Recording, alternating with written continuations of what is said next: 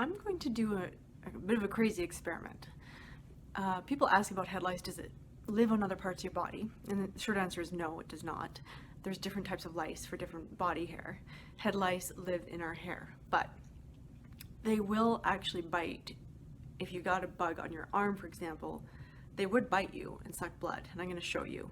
I've got some fresh bugs donated from a happy client who no longer has them in her hair, and they do feed every few hours, so they haven't fed in a few hours. I've kept them in a bowl. I'll show you those bugs, and I'm going to put them on my wrist. I did some the other day, and I still have little red bumps on my wrist from them biting me, and this has been at least 2 or 3 days. So just to let you know, there can be residual itching and signs of bites for a few days, guaranteed. So I'm going to put them on my other wrist and show you them biting me, and then I will not allow them to get into my hair because I do not want them in my hair. Okay, so first thing is to tie up my hair and make sure my own hair is safe, and then I will show you the bugs. Okay, so see those? Those are live lice. So as you can see, I've got one piece of hair and they've all gravitated towards that hair. They really, really like hair. But I don't want them on the hair. I want them in the bowl. So I'm just going to take the hair off so I can pick them up easily.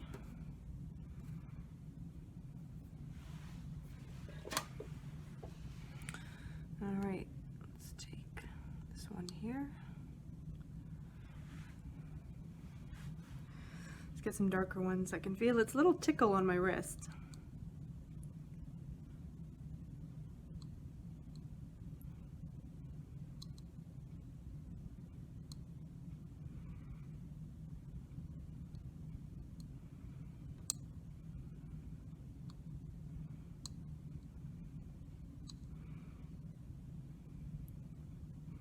I'll just put a whole bunch of them on my wrist and see what they do.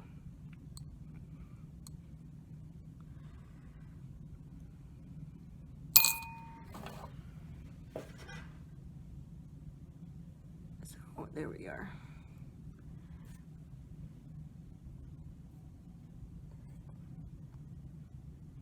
Okay. So I can feel its little tickle on my skin, and some of them, like these ones right here, biting me right now. Bite, bite, bite. They're sucking my blood right now. They're like little vampires.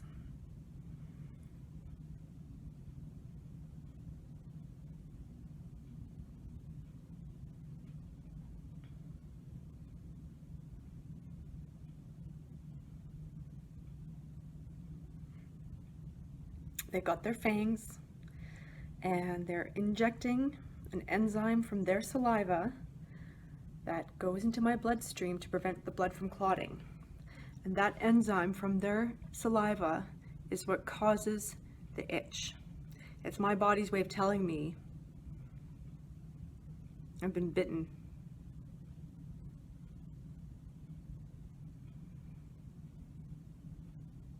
Now they won't live here on my arm. Eventually they would probably crawl up to my hair, which I will not let them do.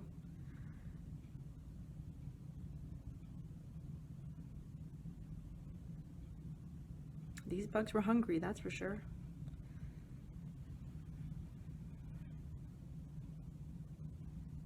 They're not moving, they're still drinking. I still have the bugs on my wrist. They're still biting me. I'm not sure how long they feed, but I'll give it another minute or so. Then I'm going to take the bugs off, put them back in the bowl, and I'm going to show you my wrist, just to show you what it looks like. I'm one of the people who does react when I'm bitten by lice. I'll get a red bump and it's itchy, but not everybody does. Some kids get no itch at all. Some kids get mild itching only 2 or 3 weeks in, and some kids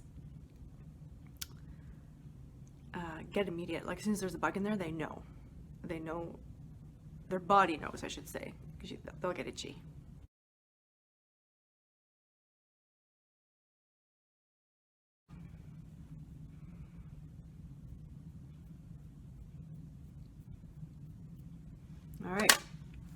So I can see some redness coming up now, right here.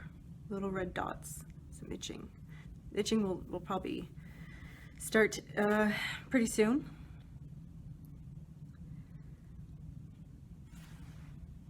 They're all happy. They've been fed. And they're moving around. So they've got a little bit more, a few more hours of life in them. Some of them are bright red, which means they've got fresh blood in them.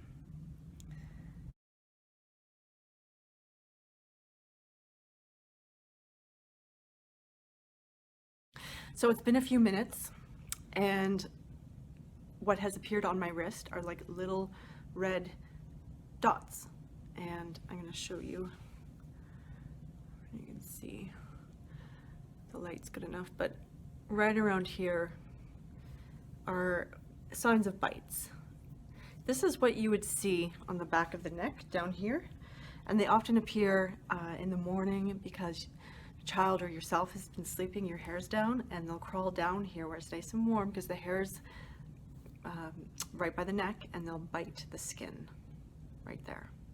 And then if you see those little red dots, like this, little red dots like that on the back of the neck, those are likely lice bites. Okay, I hope this helps. Don't try this at home. I don't think anybody would anyway. And don't worry, the bugs are back in the bowl, and they will soon no longer be alive. Okay, bye-bye bugs, and I will see you again another time.